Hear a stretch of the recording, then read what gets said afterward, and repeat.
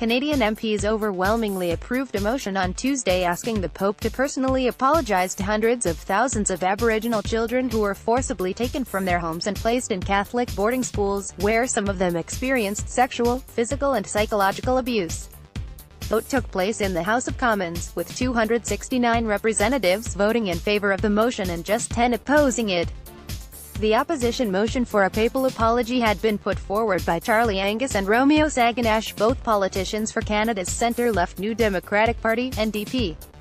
The motion's text invited Pope Francis to issue a formal papal apology for the role of the Canadian Catholic Church in the establishment, operations and abuses of the residential schools.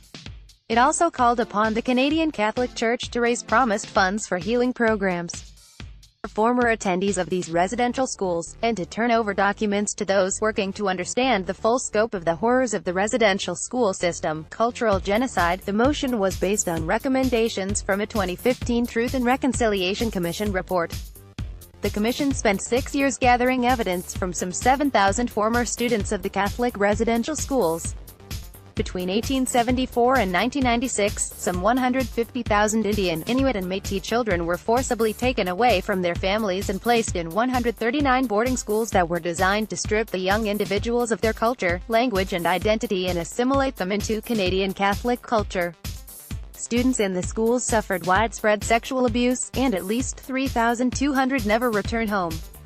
The report's findings described the practices as a cultural genocide. Carolyn Bennett, Crown Indigenous Relations Minister, has vowed to keep fighting for a Vatican apology. Survivors point to the traumatic experiences a root cause of the high poverty rate, alcoholism, domestic violence and suicide in Indigenous communities.